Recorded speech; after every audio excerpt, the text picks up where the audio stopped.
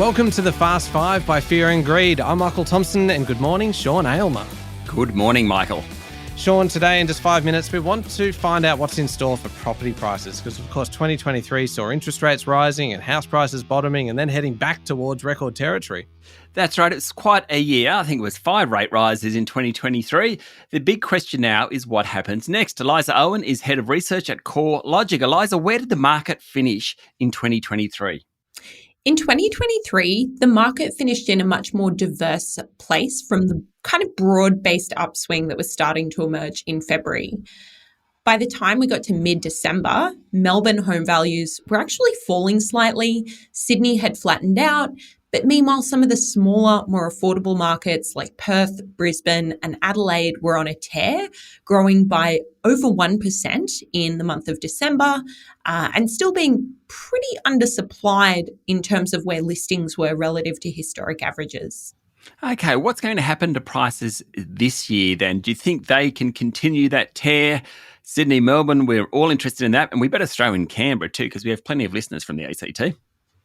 So I think that 2024, we're going to experience the impact of not just high interest rates, but economic conditions reacting to high interest rates. So a further slowdown in economic growth, the rate of savings, which is going to affect savings for deposits, and slower income growth, which tends to affect housing demand as well.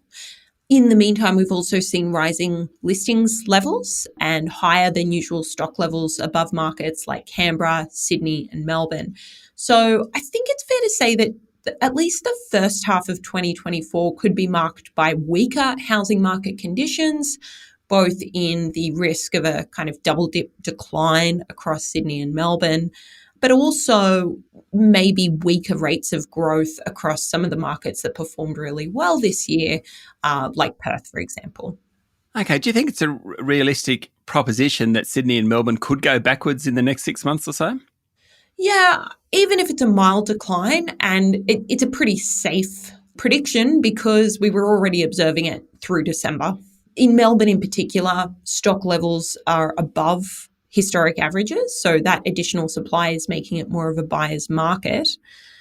On top of that, we're seeing the high end of these markets decline. So the North Shore, for example, saw declines in the 3 months to November, the inner east of Melbourne. And these are usually your canary in the coal mines for where the housing market is going to go. Okay, so North Shore of Sydney in that instance? The high end of Sydney and Melbourne housing markets. Okay.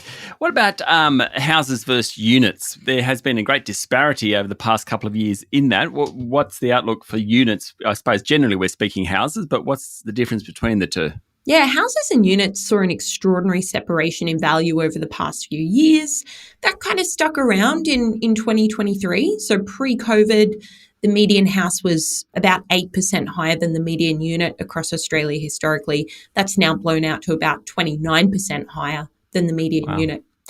I think given that we're probably moving into a little bit of a softer patch, your house market usually has more volatility. That means a steeper decline or a faster slowdown. And so what you'll probably see, at least cyclically, temporarily, is a bit of a narrowing in the gap between houses and units.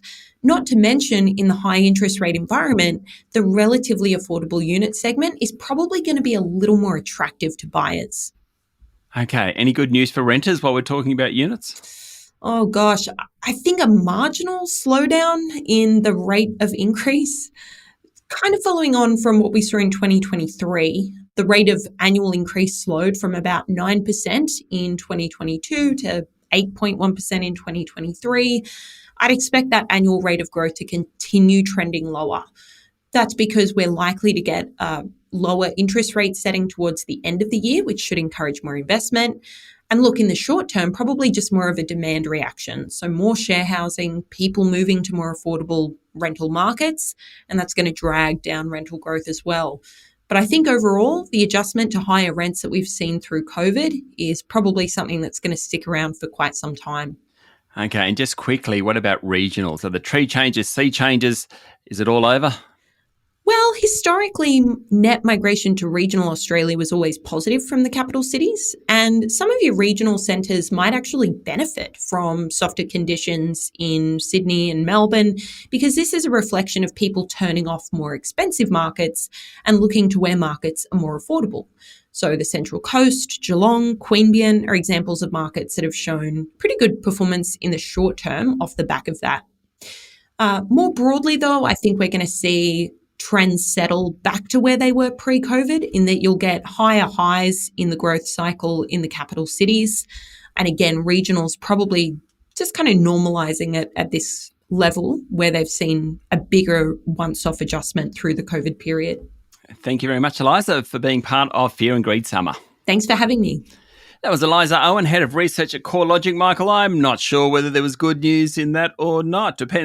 She did name where I lived, and it didn't look like good news for me.